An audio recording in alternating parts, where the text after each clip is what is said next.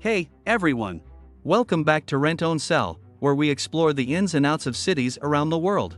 Today, we're diving into the heart of New York City, breaking down the iconic neighborhoods of Uptown and Downtown. But before we jump into the specifics, let's understand the origins of these terms. So, Uptown and Downtown are uniquely American terms, not used in British English. Back in the day, the southern tip of Manhattan was settled first, and it became known as Downtown. As the city expanded north, the terms Uptown and Downtown naturally emerged. Nowadays, these terms aren't just limited to NYC, they're used in major cities across the United States. Alright, let's start with Uptown New York. This area runs north of 59th Street and includes the Upper West and East Sides, bordering the iconic Central Park. You'll find city bikes and delicious halal food carts scattered throughout. Some residents debate whether Upper Manhattan includes neighborhoods like Washington Heights and Harlem, but generally, anything north of 59th Street is considered Uptown. Moving on to Midtown, the heart of Manhattan located between 30th and 59th Streets. Known for its towering office buildings, Midtown is home to landmarks like Grand Central Station, Times Square, and Koreatown.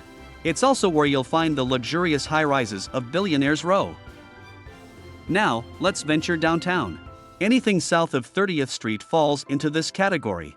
Some locals exclude areas like Gramercy and Flatiron, considering them Midtown South.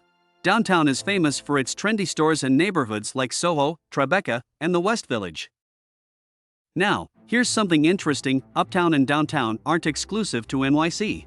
These terms are heavily used in entertainment media, from songs like Billy Joel's Uptown Girl to the British TV series Downton Abbey.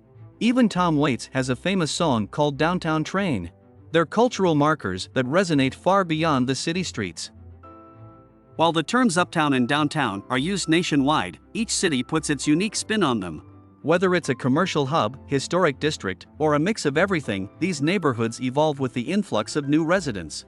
So, next time you're navigating a city, remember, go north, you're Uptown, go south, you're Downtown. Thanks for joining us on this city exploration. And don't forget to like and subscribe for more urban adventures. See you in the next video.